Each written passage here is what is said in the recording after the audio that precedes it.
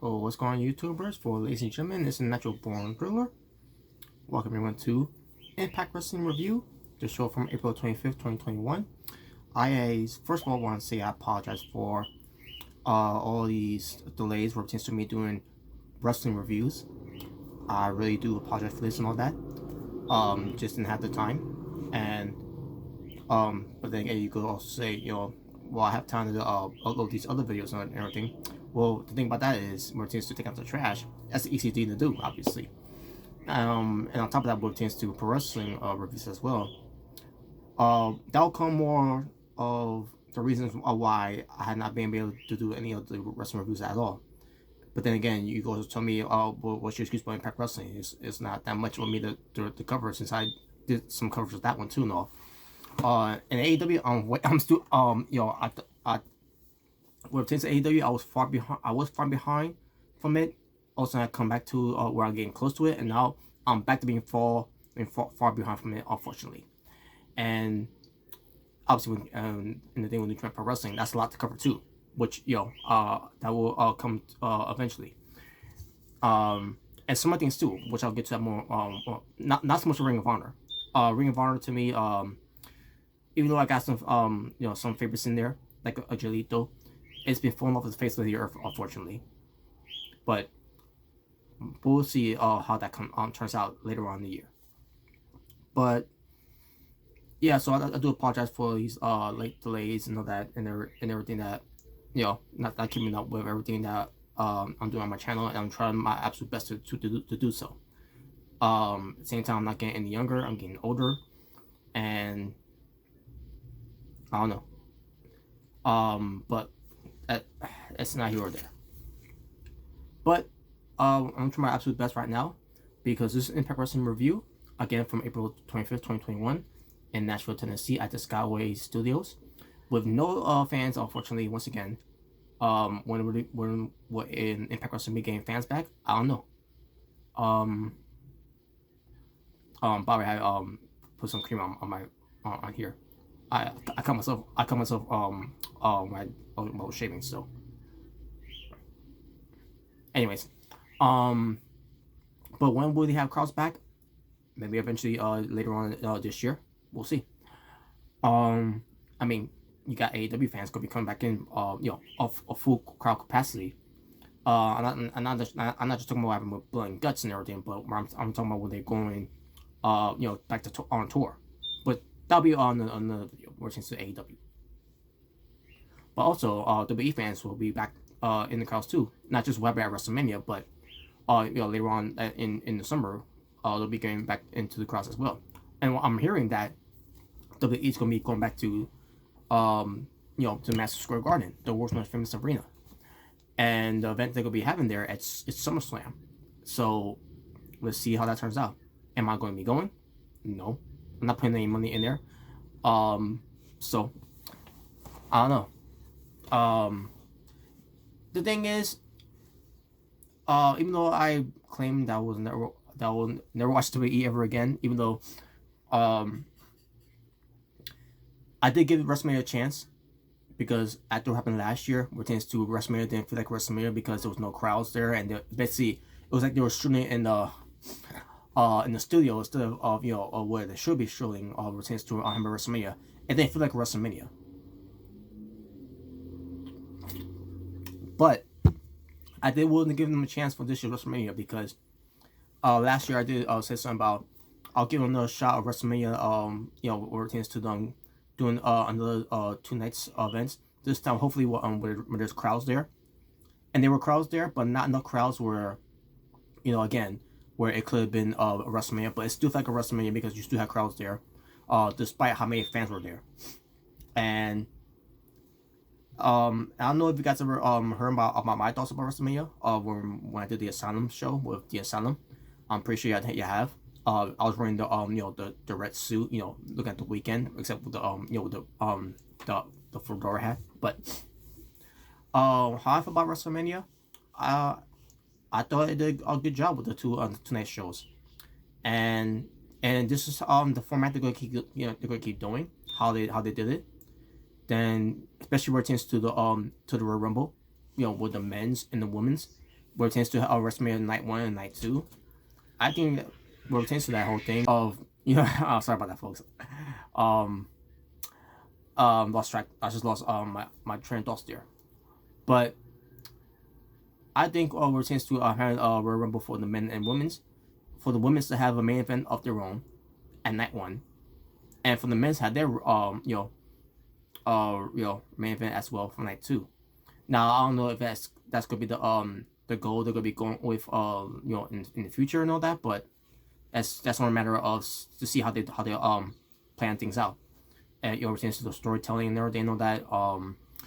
It just depends how they're gonna form that format where it tends to move forward for WrestleMania, especially where it tends to main events from Night 1 and Night 2.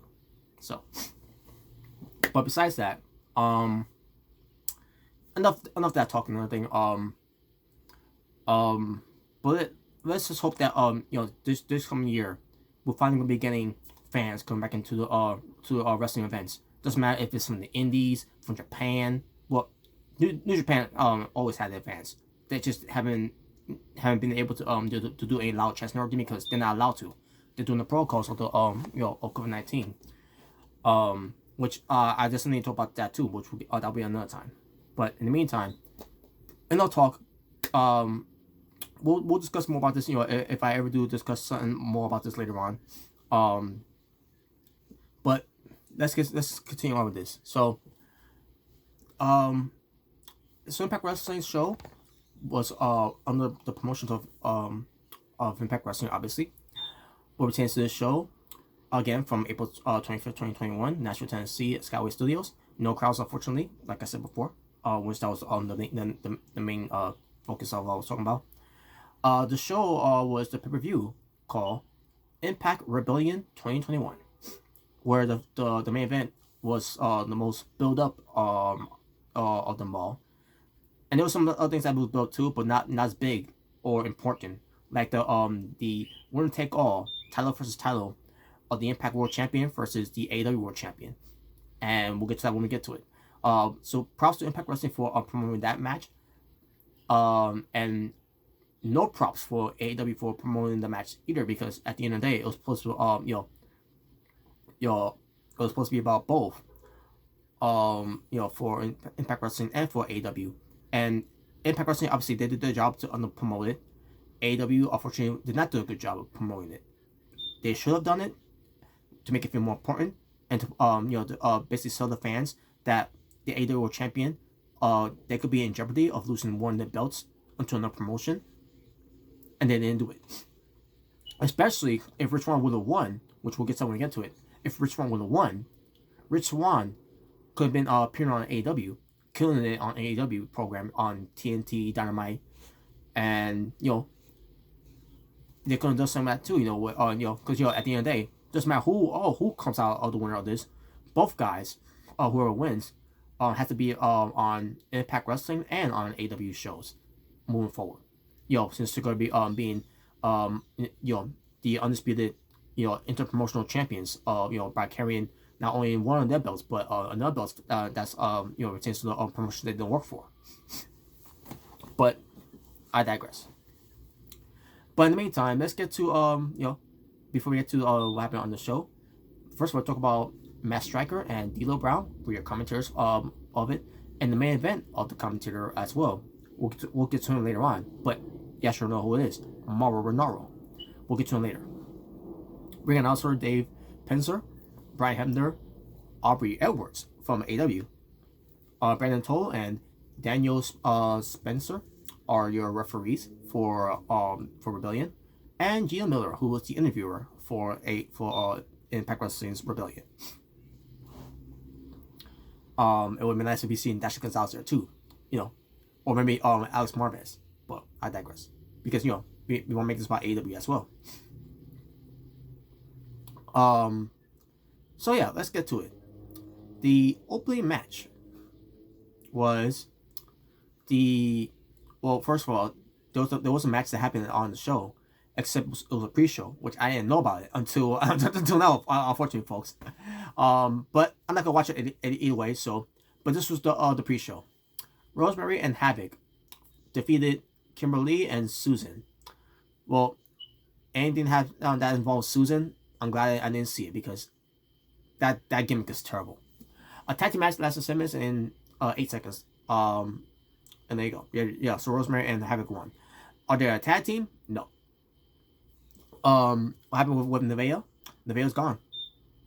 So the whole thing of why they broke him up in the first place is because Nevaeh was leaving.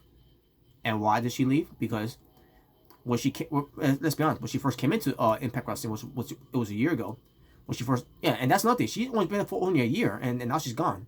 And why she's gone? Because she only came to Impact Wrestling is because she's married to Jay Christ, and Jay Christ, unfortunately, is not there anymore either. Jay Christ is gone because Impact Wrestling feel like you know, there's not much to do with him because of his brother Dave Christ, who was part of this whole thing of the hashtag Speaking Out movement, where he, done some things, where some women's, accuse him of all these allegations, which ends up being true. And on top of that, with him being an asshole too, after what happened with Swan last year too, he didn't apologize for what he did there for injuring Rich Swan. And that's the reason OVE broke up in the first place too, because of that. And that's why Jay Chris turned on Dave Chris, where he's going to join the cancel culture, with Joseph Ryan and RVD and Katie Forbes, that whole thing they were trying to do. And because the whole Speaking Out movement came out thing, where Joe Brown ends up being part of it, that ended it too. And with Dave Chris being involved with that, Jay Chris, on the other hand, was left there hanging with nothing to do. It's not his fault what happened. He shouldn't be blamed for what Dave Chris did. And Jay Chris, he didn't defend his brother. He went against his brother because of what all the allegations that was news during that time. So, was it fair to blame Jay Chris and not do anything with him? No, it's not fair. It's not fair to him. Because of what his brother did. But at the end of the day, someone from Impact Wrestling, they feel like they couldn't touch him because his brother was toxic and anyone involved with his brother could be toxic too, which is not true. Jay Chris was one of the coolest guys I ever see on TV and what I hear. And it's unfortunate. Now I don't know the guy personally, but there was no allegations against him. There's nothing bad to say about Jay Christ. So with Nevaeh being there, that they was gonna do something eventually with maybe a reuniting of OVE, a new version of OVE, but none of that as well, because Jay Christ ends up being waiting to his contract to expire because Impact Wrestling didn't want to do anything with him anymore, which is a shame. So Jay Chris, I don't know what he's doing, but I do wish him nothing but the best. And now I gotta wish Nevaeh nothing but the best too, because now she's gone and maybe she's someone with Jay Chris doing something together because they are married. So it's unfortunate, and that's why they broke up the tag team of Havoc and Nevaeh without any story behind it to really end and culminate the whole story feud between this whole thing with Havoc and Nevaeh, where it could lead to a program where Havoc could beat her, in a way to send her packing, but they didn't do that. So it's whatever.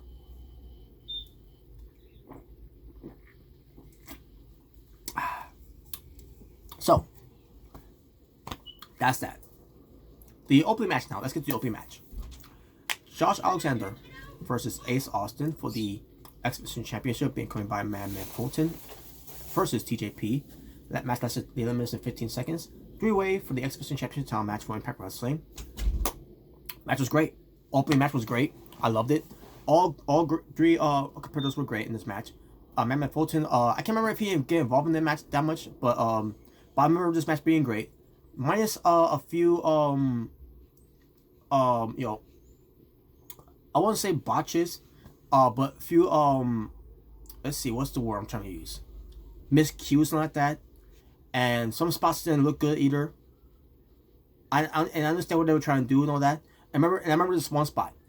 It was Josh Alexander. I think he was going TJP a superplex, and then Ace Austin goes for a Russian leg sweep onto Josh Alexander, as he's going to do a superplex to to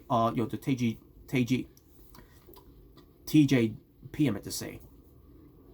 I was gonna say JT. I don't know. I don't know what I was trying to say that, but basically, let me try this again.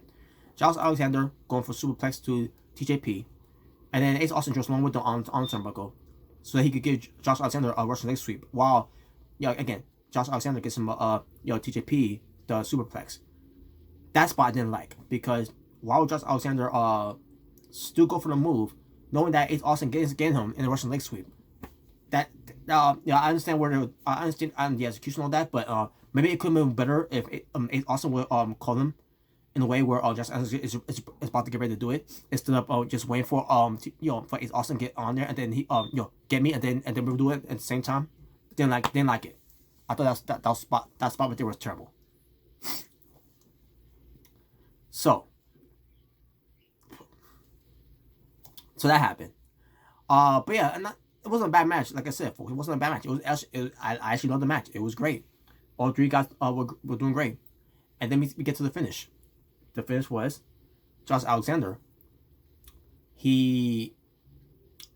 Now I can't remember who he beat. I had to say it had to be Ace Austin. Let me just double check here.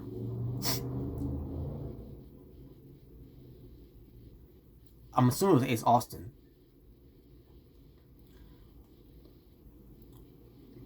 Cause I don't think it was TJP. Yeah, actually, Ace Austin. Ace Austin, excuse me. It was Ace Austin. I remember now. So Ace Austin was caught by Josh Alexander with the ankle lock, and nowhere for Ace Austin to go. Man, Full at this point was taken out. I'm assuming by TJP or maybe by Josh Alexander. Can't remember how that happened, but I'm assuming it was TJP. And Ace Austin taps out, and Josh Alexander, he was my prediction, by the way, your winner and new X Division champion. And I couldn't be more happy for him. Congratulations to Josh Alexander for becoming the X Division champion, the walking weapon to bring new meaning to the X Division.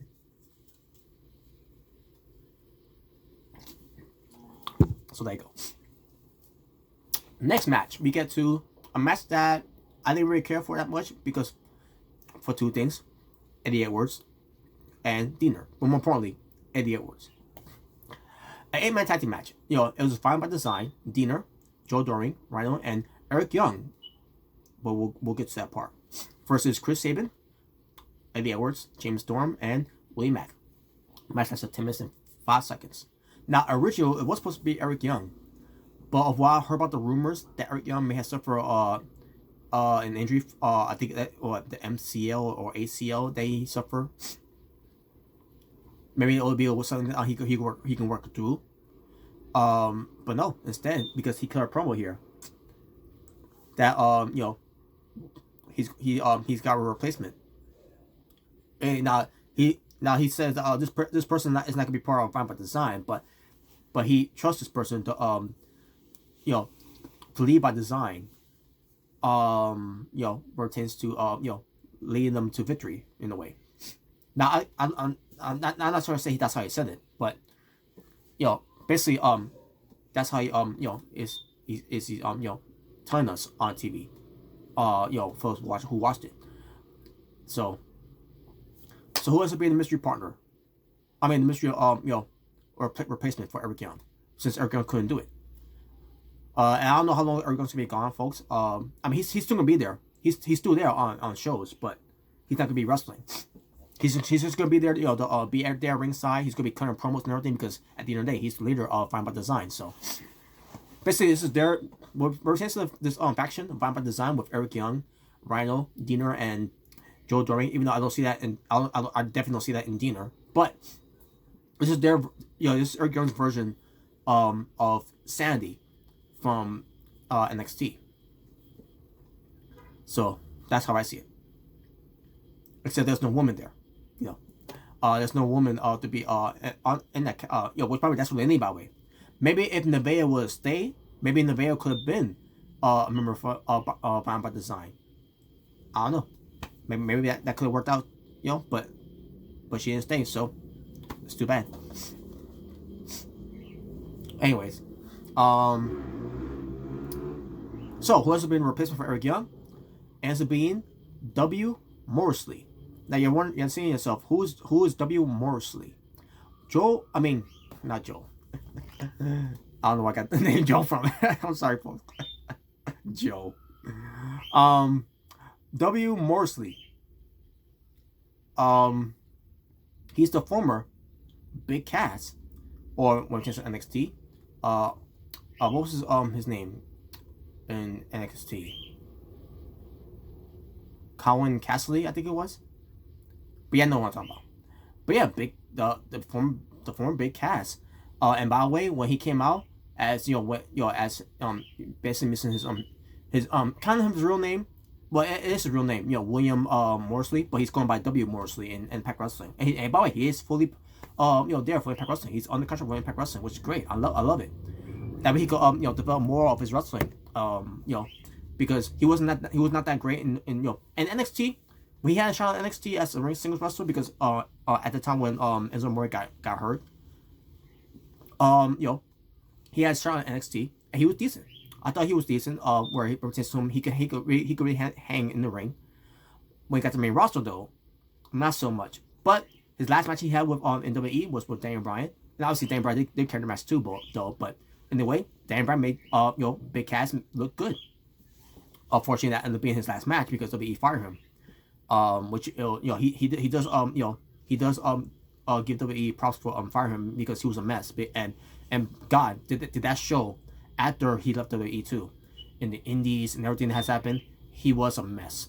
He was at one point out of shape, and then he and there's a story behind him of about him battling his demons that could have led to something, where it tends to the rest of his life.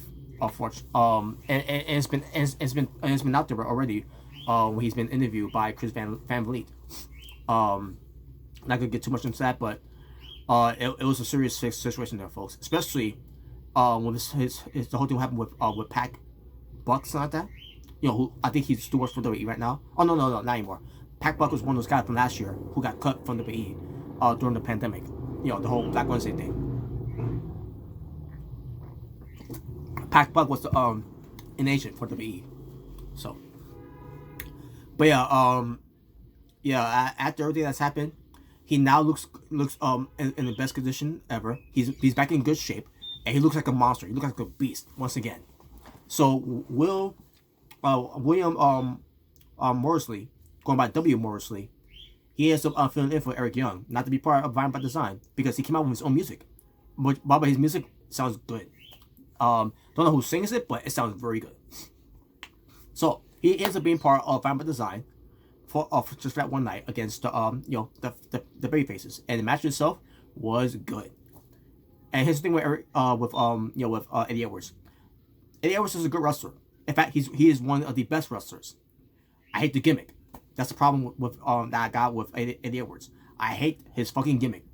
Go back to being the wrestler or the Wolf Nation in Eddie Edwards. I'm getting sick and tired of this Eddie Edwards with his green design on his pants, whatever, and the T-shirt he always got to keep wearing. Because it makes me think that he's beginning to look out of shape now. And then the beard, and then the braided mohawk hair that he's got, like, oh my god, it's terrible. And the candlestick and oh my god, it's terrible. That's why I hate Eddie Edwards right now.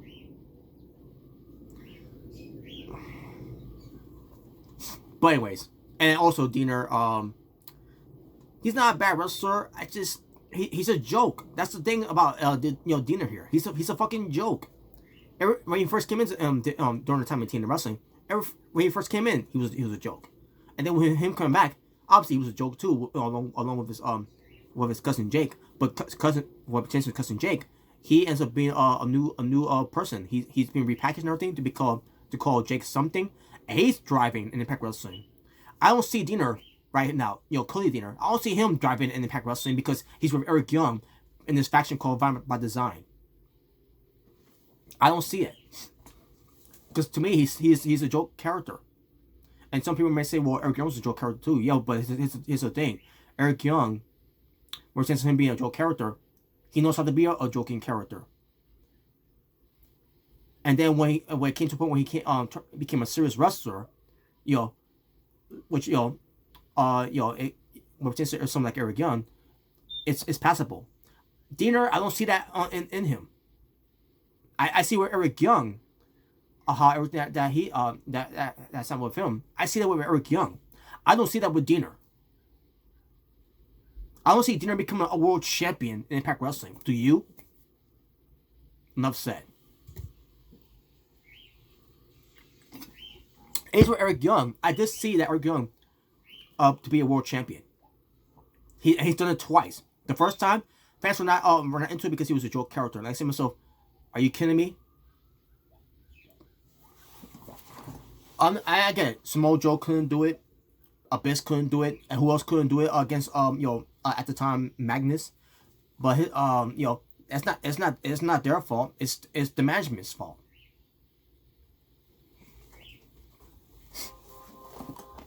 But anyways, I'm going too long with this now.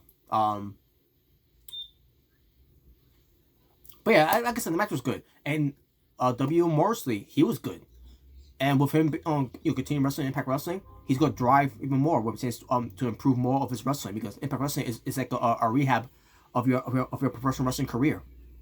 And it's been proven over the years too. For those that like a Tessa Blanchard, until she did what she did. They helped out Kiera Hogan. They helped out Tasha Steelz, especially Tasha Steelz, by the way. She's improved a lot more. Not saying she was terrible at one point, but she ends up improving a lot more. Who else got put in there? Susan, when she was still young. I guess you could say with Sue Young too. I don't see that with the Susan character though, but then they get rid of that, seriously. I guess with Brian Myers, it works out in a way too. Even though he was never terrible in a way, but it's whatever. But anyways, the Impact Wrestling is the place to be. Which is to for your pro wrestling rehab. After what happened in your days in WWE, and not just with Impact Wrestling, obviously. It could be anywhere else too, like New Japan, All Japan, Pro Wrestling Noah, Ring of Honor,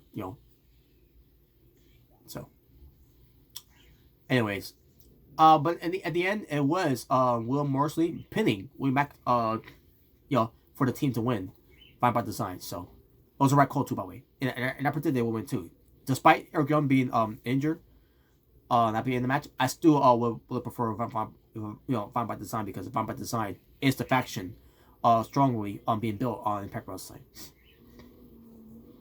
Brian Myers versus Matt Cardona. 9 minutes and 45 seconds. Match itself, it was decent. It was a back and forth. Brian Myers at one point had Matt Cardona. I can't remember how he did it. Oh yeah, he reversed the Rough Rider. Radio Silence. That's what it's called now. Since that move was for WWE. When he was Zack Ryder. But he goes for the Radio Silence. Macron lands on the mat, and he buckles his knee, basically playing a knee injury, fading a knee injury, and that was the story of it. And Brian Myers felt bad, picks him up, and then he just takes him out, and then goes for his finisher, which all right, and that's another thing. I think he cut a promo, unless I was on. Well, actually, that was on Impact Wrestling's Home Show edition. My apologies. So anyways, he goes for his finish move, which he calls it. I can't remember what he said. It was like a roster's cut. So I guess that close on is his finish move then, because I remember said something about him wearing an elbow pad, and with something in his elbow pad that it has something that could be loaded. That is why he wins his matches. well, not think about it. I couldn't really I really didn't notice anything of it, over the years now. Over over the months, I should say, because we're not close to a year yet. Pertains to to barbarians. So I don't know, if he had Opat on or not at the time. So, but I remember that one time though, when Matt Cardona was refereeing his match against Eddie Edwards, so Lola in there. So, I guess it's whatever, right? But anyways, so he goes for his roster's cut. That's it's basically a clothesline. So, and the way he does it too, it really doesn't get devastating either. So, but Matt Cardona sells it, and Brian Myers gets the pin and gets the win. So, and basically Brian Myers won because of that. And on top of that, Matt Cardona is facing a knee injury. Is it a real injury? No, it's just it's part of the story. So yeah, Brian Myers won. I can see this feud continue on. How long are they gonna keep doing this? I don't know. I really don't know. It depends how they're gonna do this at Summerversary. So, and on top of that, with more events coming up too, which I'll get to that when I get to it. But Summerversary is one of those things I just brought up. So, Jordan Grace and Rachel Ellering being coming by Jazz versus Fire and Flava for which is Kiera Hogan and Tasha Steelz for the Impact and Knockouts Tag Team Championship, 9 minutes and 20 seconds. And match itself was pretty decent. I enjoyed the match for what it was. Nothing on here was a bad match for Bobby, folks. I enjoy every match here, especially with the Good Brothers, which I'll get to. But yeah, I enjoyed this match. And I also said coming into this match, two things will happen. Jordan Grace and Rachel Ellering wins, as I predicted to from my from the preview, or Fire and Pharaoh still retains, which it didn't happen. So on top of Rachel Ellering being there, it was a right call there too, because she's new to the scene, and her being with Jordan Grace too and all. That's a good fit as a tag for a tag team for Jordan Grace and Rachel Ellering.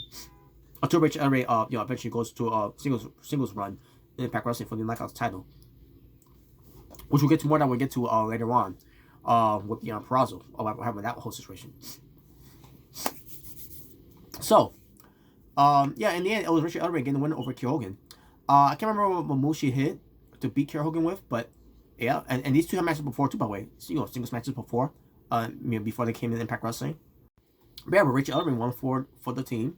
So Jazz, was there celebrating with them. Like I said, she was there. Jordan Grace and Rachel Ellering are the new Impact Knockouts Tag Team Champions, being Fire and Flava, which I was fine with. I was not gonna be upset with this, because I knew this was gonna happen too. If this new partner of that Jazz was gonna choose for Jordan Grace as coming in, and someone like Rachel Ellering was gonna be a partner of hers, and like Fire and Flava, they had no chance of winning, and there it was. And it was a decent match, so it was a right call there, and a good moment there for Jordan Grace and Rachel Ellering. So then we get to Trey Miguel versus Sami Callihan. Last man standing match, 15 minutes and 25 seconds it lasted. Match itself was good too. There was a lot of stuff they did here in this match that was very dangerous in a way. What they were doing to themselves in this match, and I'm like, my God, Trey Miguel going for a suicide dive to Sami Callihan, and being to the steel guardrail, which with his arm being damaged in the match, it was sick. Going to the ring post, and they also used steel chairs, the wood, the steel crate, something like that. The same Callihan moves onto Trey Miguel, and like I said, it was last man standing match, and man, these guys were just killing each other. And at one point, I can't. Oh yeah, it was like a what was it? Sami Callihan used something on Trey Miguel. I can't remember what it was. Some kind of some pliers, to put into the mouth of Trey Miguel, and he's torturing him on that and everything. I'm like, my God. And then got back into the ring. They used some kind of, I can't remember what it was. Was it the steel steps?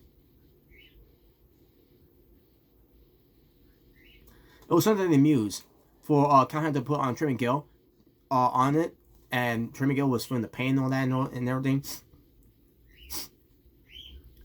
My God, this match was brutal. Brutal, and it shows how passionate that Trey Miguel was too, and that's the theme of the theme in the story was that Sammy kind of wanted to see Trey Miguel having passion, that. So, and it showed a lot in this match. Basically to Trey Miguel, and they start fighting outside on the apron and everything. Steel steps were using all, steel chairs too. I'm trying to remember other weapons that were used as well. So at one point, Callahan had Trey Miguel knocked out some way, and then he did a smart thing here, pulling Trey Miguel, because the steel steps that was used. It was a way to put your body into the steel steps, and Sami Callahan did that, trapping him. So it counted that it actually counts that he can't stand up, because what can you do from there? You lay down and you can't stand up anyway either way. So smart thing that he did that there, except for one thing. Just do an empty area an empty angle an empty side, meant to say, where you could still go through the whole of it in the way. So that's what Trey Miguel did, and as Trey Miguel was standing up, Sami Callahan, I was wondering why the referee stopped counting. Turns around, and by the way, there was a table up there too. By the way, I forgot to mention there was a table as well. I still remember. I still remember what it was. Was it a steel guardrail in the ring, or was something else? I can't remember. But I remember a steel guardrail was used too at one point. Despite the minus the suicide dive, with his arm getting caught up on there. But Sam kind of see Trey Miguel on the apron, and then runs to him, doing the meteora off the steps, through a table. Oh my God! Oh yeah, I remember now too. Now, in the ring, they did a table spot there too. Oh yeah, now I remember, it was a table. Now I remember. So the table was moved in the ring, except it didn't go through all the way, unfortunately. And then Sam kind of misses that table to put upside down, so that he could body slam Trey Miguel onto the leg of the table and everything. And I can remember what else happened on there as well, but that's the best I can remember. But back to the end of the match now, because this ended up being the end of the match. Double mirror order through a table on the outside. Callahan, he couldn't get back up. Trey Miguel did, and your winner, Trey Miguel. He has the fire, he had the passion, he had the desire, and he showed a lot of sacrifice that he can be a top main event player, and he did it by being Sami Callahan. And what a way to do it at Rebellion. Excuse me. So yeah. Great, very good match. Very good match. Then we get to Finn Juice returning. David Finlay, and Juice Robinson defending the Impact World Tag Team Championship against the Good Brothers, Doc Gallows and Carl Anderson, 10 minutes and 35 seconds. Despite how I feel about the Good Brothers, folks, this was a good match too. A good tag team match here. In the end, it was Finn Juice getting the win. This time, Doc Gallows got the loss. He got the loss. He got pinned this match this time, not Carl Anderson. I can't remember if it was Juice Robinson who pinned him, but either way, Finn Juice was to retain, as I predicted. By the way, I also did predict Trey Miguel winning as well, but I also predicted Finn Juice winning here too, because they need to show everyone on Impact Wrestling that they can be the best tag team, and to be the best tag team champions in Impact Wrestling, despite them being in New Japan Pro Wrestling, and they will have more time to show everyone, on Impact Wrestling shows weekly to show, how much of the importance they are of being a tag team, especially being tag team champions for Impact Wrestling. And plus, I want them to be tag team champions because I'm getting sick and tired of Good Brothers now. Despite how WWE treated them, and everything, I thought when they leave WWE that they was gonna be away from the garbage characters that they were, and the way that they've been doing all these jokes, game skits and all that back in the days when they were in WWE. I thought they'll go away from that, but no, they're still acting like their goofy selves. It's like the stigma of WWE is still sticking on them. Damn shame. And I really don't know if I feel that way with Good Brothers too, because I love the Good Brothers too. Especially back in the days when they were in New Japan Pro Wrestling. That's the New Brothers I wanted to see. I mean the New Brothers. That's the Good Brothers I wanted to see in in pro wrestling. I wanted to see the New Japan Pro Wrestling guys that were Bullet Club and they were badasses. Not the way that WWE treated them, and not the way that they're doing this right now. Where they're talking about masturbation jokes and everything, and other type of jokes they're doing on their talk show, podcast, whatever they're doing, and then the whole thing they were doing with the Elite. And I'm getting sick and tired of that too, by the way, which that'll be another time when I do my AEW coverage. Okay, I got a lot to say about that too. Deonna Purrazzo being accompanied by Kimberly and Susan. Susan. But Deonna Purrazzo, the Virtuosa, who was the Knockouts champion, defended against the non-contender who won from, I can't remember what it was, Hardcore Justice. Yeah, Hardcore Justice. Tina Dashwood with Cable for K. 9 minutes and 45 seconds lasted for the Impact Knockouts Championship. Match was good. Now coming into it, I was worried about what Tina Dashwood was going to be about, because her character, I'm not a fan of her character. But this was the other Tina Dashwood I remember seeing back in the days of WWE and even the days of Ring of Honor. And I thought she pulled a very good job here against Deonna Purrazzo in this match here. Back and forth action they did. Obviously you got some involvement from the outside as well with Kimberly, Susan, and K. Yeah, a lot of interference in this match. But it didn't overstay its welcome though. In the end, Deonna Purrazzo ends up retaining as I predicted, and I'm glad she did too. Now, like I said before, if Tina Dashwood was serious in this match, I would mind having her win the belt either. So she didn't win though, but if she was taken seriously in this match, I would not be mad at that if she ends up being the champion. Maybe it's not her time yet to become champion, but we'll see what happens later on down the line. But Deonna Purrazzo is still the right fit to still be the Knockouts champion, and she's doing one hell of a job since coming to Impact Wrestling. It's almost been a year since she's well, actually, now I think about it, because she had that 30-day clause because she was still part of NXT. She was not one of those victims of 90 days from last year, because she was on NXT, so they count for her. But I guess you could say now for over a year now that Deonna Purrazzo, ever since coming to Impact Wrestling, she's done one hell of a job. What she's been doing, and now I'm hating what they're doing with her now, but that'll be another time. But after the match though, after she retained, they start being down on Tina Dashwood. All of a sudden we got the return of Taylor Wilde. I didn't think she was gonna return on the show, but she did. That kind of surprised me there.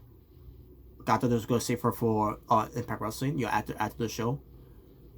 And she came out. She basically beats up on the heels. Now she didn't came out there to save on Tina Dashwood. And the way they're doing the storyline now, we'll get to that once I get more in depth of it. But but Taylor Wilde is back now. She's one of the teenage veterans, and I don't know why she left in the first place. To be honest with you, she could just stick around, maybe be an agent. I mean, if she didn't want to wrestle anymore, when she left, I could understand that. I always liked her. She looks good. She still look like she can still go. Don't understand why she left in the first place. But then again, I will not stick around where TNC's managements of Dixie Carter, and in these other hot messes of even when you got Hogan and Bishop coming in there. But whatever. So that was that, and that'll come more later on. Before we get to the main event, they show advertisements for Impact Wrestling on Impact Plus. The first show they're gonna do is Impact Under Siege. They did it before. I don't remember if it was last year, but I'm assuming it was last year. But I digress. But they're gonna do Under Siege. They're gonna do, what was the other one? Oh, Against All Odds. I remember they did that last year. And then once we get to those two, we get to the next pay-per-view for Impact Wrestling, Summerversary 2021. And they did the advertisement here. They're basically showing people outside, walking around, and you see cities and all that. I don't know if they're gonna be moving away from Nashville, Tennessee. It hasn't really been confirmed yet if they are gonna be going back on the road like AEW and WWE is gonna be doing later on, in the summer or whatever. But also on this show, an advertisement for Summerversary, and then you see guys like Samoa Joe, Mickey James, who else was there? I can't remember who else was. Oh yeah, Laura Vaness, Chelsea Green, whichever you want to say. You also see a Mexican flag, an Australian flag. You see Kazuchika Okada, Tetsuya Naito, and a guy in a robe, and he's covering his face and everything. Which probably that was Hiroshi Tanahashi. Basically, what they did with Hiroshi Tanahashi at that time, he basically was basically the next Great Muda. They were building him up at one point. With Sting talk about him in the 3 package back in the days of TNA. And then he ends up being part of the World Elite. But now Hiroshi Tanahashi's in Japan for wrestling as the Ace. And when I think about what they did with Hiroshi Tanahashi, reminds me, obviously they dropped the ball with Okada and Tanahashi, one of your two best wrestlers from New Japan, and they treat them like jokes when they got there in TNA wrestling. And that's basically what they were. They were jokes. Naito, I really don't remember much of his run there. I remember hearing something about him and Jeff Hardy, where he and Jeff Hardy had a bad match because Jeff Hardy was part of it because he was doped up at one before that time. Which why Naito doesn't want to go back there anymore. I remember Shinsuke Nakamura used to be there, by the way. And I thought he was great. At the time he was on the IWGP World. No, actually, it was not called World Champion at the time. It was IWGP Heavyweight Championship title. I could think of some more guys there were there too, but no. But basically, the point of what I'm trying to do here, mix here, is that they did what they did last year, except then they had a guy looking like Bobby Lashley in a suit, kind of a news, like he's an anchor man. By the way, you can see that guy on before the Impact, before Impact Wrestling comes on. But yeah, they basically did this again like they did last year. And I remember last year when they did this, with the whole thing when they're building up to Summerversary, where you got guys on the shows, doing these teasers and the advertisements of. You might see Super Eric coming back, which is Eric Young. He did came back though, but not as Super Eric though. Which if they would brought back him as Super Eric, that would be stupid. But they also promised us aces and eights, and they lie about that. I can't remember what else they try to convince people what was come back to and all. But when Summerversary happened and when it was over, it was nothing but a disappointment. So I'm not gonna get my hopes up for this year's Summerversary. I'll still watch the show, but I'm not getting my hopes up for this one. They may have gotten me last year with that whole shit, but I'm not gonna be fully committed on this until I see some legit surprises and some legit promises this time.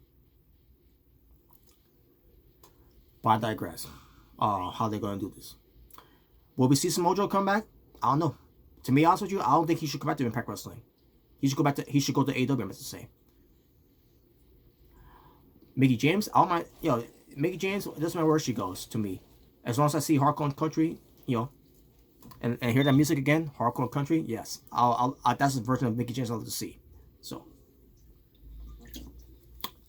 Chelsea Green, Lauren Vaness, however you want to phrase her as. Let's see that crazy, hot mess of a gimmick come back again. The Iconics, Billy Kay and Peyton Royce. Now, obviously, they can't go by their names because that's WWE's name. I hope they go Impact Wrestling because you got the Knockouts tag team titles there, and I want them to go after the tag team titles. If they are going there, that's the right place for them to be. Kalisto, who's now going back as Samurai Del Sol. I think he should go either Impact Wrestling, or maybe in the AEW, or if he can go to New Japan Pro Wrestling to be part of the best of the best of the Super Juniors. That's gonna be coming pretty soon. We'll see where he goes. Now, as far as what they're doing with the whole thing with also showing New Japan wrestlers too, they might come to Impact Wrestling on its anniversary. I'd love to see that. The problem is they're on lockdown, and on top of that, Okada now had COVID-19. Again, I'll talk more about that when I get to more of on another video for New Japan. But hopefully there's they were doing so well there too, but now everything unfortunately it's not been doing so good. I mean, it's not that bad, but it's not making thing any better. But well, let's see those guys come to Impact Wrestling so they could get a second chance. Hopefully that'll happen, because the last time it happened with these guys going there, it did not go very well. Well, Okada being Kato, being Samoa Joe's lackey, whatever, only to get his ass kicked by the Pope. Hiroshi Tanahashi, they feel with him. But we'll see what happens. They did work on their differences after what happened over the years. There's no more Vince Russo, no more DC Carter, no more Bruce Pritchard. Not saying that he was that bad, but let's be honest, what has he really done for Impact Wrestling? No Hulk Hogan, especially no Hulk Hogan. So yeah, we'll see how it'll go this time around. All right, main event time. Now we got that out of the way. Kenny Omega from AEW. He's the AEW World Champion, being accompanied by Don Callis, who is the invisible hand that he loves to call himself. Doc Gallows and Carl Anderson were there as well. First is Rich Swann, who's from Impact Wrestling, the Impact World Champion, also with the TNA World Heavyweight Championship belt that he defeated Moose for, being accompanied by Eddie Edwards and William Mack. Yeah, Aubrey Edwards and who's the referee? Oh yeah, Brian Hebner. Oh, speaking of which, oh my god, this is from earlier too, by the way. When Tony Khan's being interviewed with he also had Jerry Lynn there, Tony Schiavone was there, and then all of a sudden Scott D'Amore comes in. Aubrey Edwards was there as well. Brian Hebner was there. They're basically all there, and Tony Khan was being a dick. And I guess that's supposed to be a thing now, since him having some sort of character in Impact Wrestling. That he says to Brian Hebner, what's his last name? Hebner?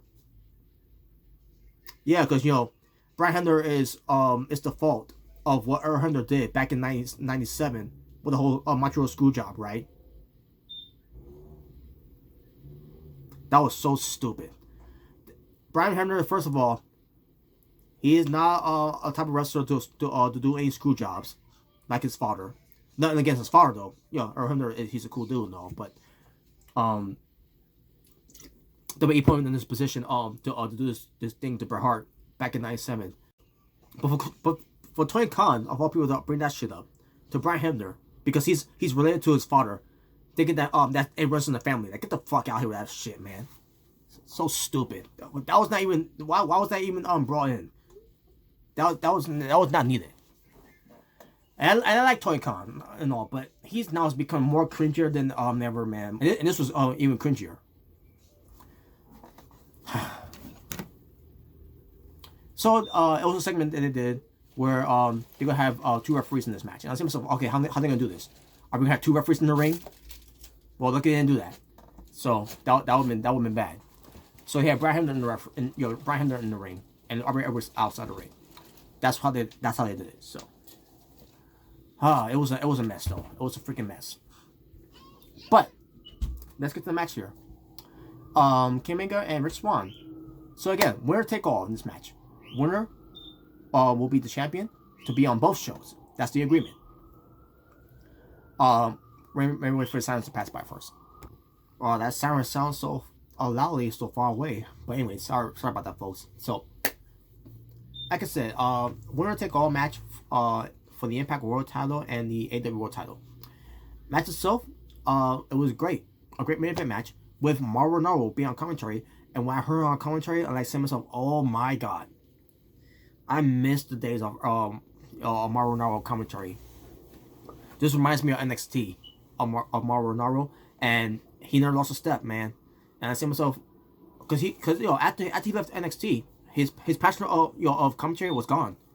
After coming back to commentate in this match for Impact Wrestling, he got the passion back.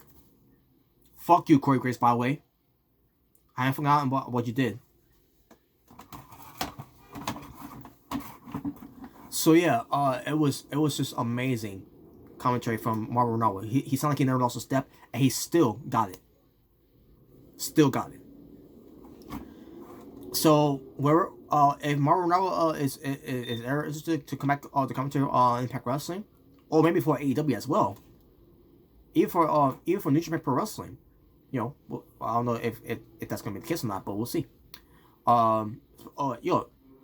Better yet, have me commentate for New Japan Pro Wrestling Strong.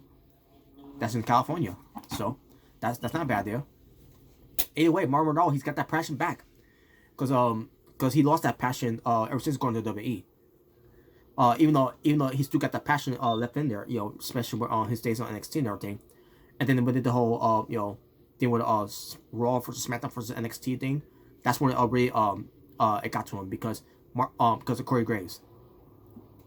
Well, the bullshit comment he made there.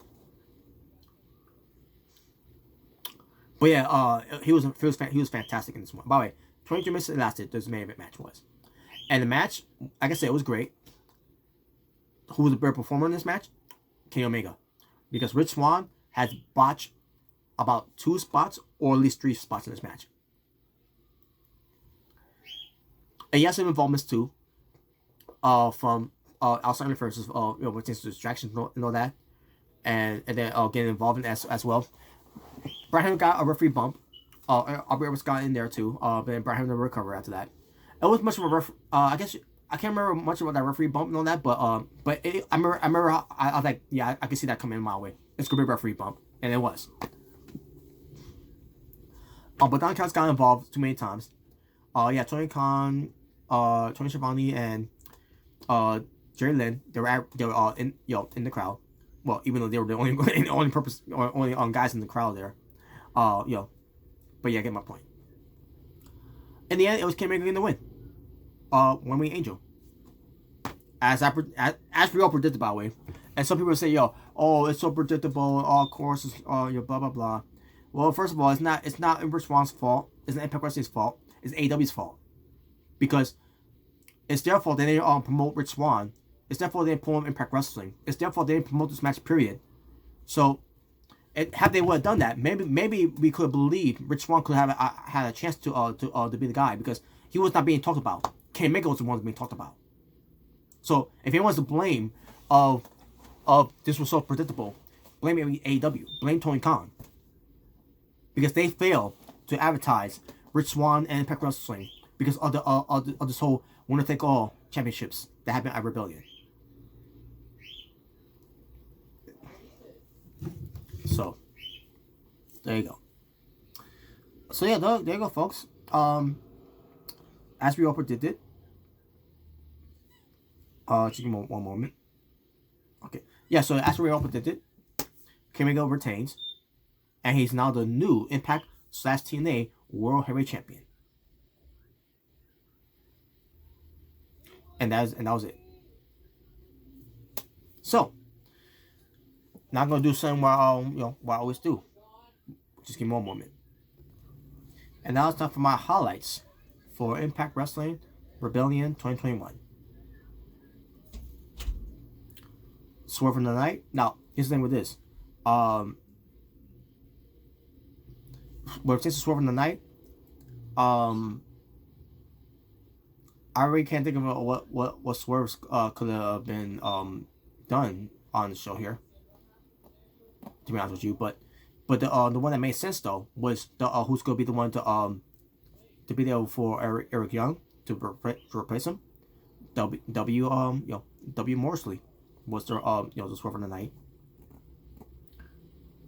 And on top of that, cause I wasn't gonna watch the show live on that time. And I saw something online. I didn't think anything of it, but when I saw your big cast there, I said to myself, where's like that look at the Impact Wrestling stage, and I said to myself, oh wait a minute, he ended up being there, but I didn't know why he was there until he came here, and I see myself, makes sense. So Swerve in the Night for W Morsley. Shock in the Night, Taylor Wilde coming out. That I can tell you that was a shock there to me because I didn't expect her to be there. So she gets Shock of the Night. Moment of the Night, Mauro Ranallo. Just hearing him on commentary on the main event, it was just a brief refresher here, and I loved it. It was a moment in pro wrestling just to hear him once again calling a pro wrestling match, especially a higher stake like this, which is why AEW should have promoted it.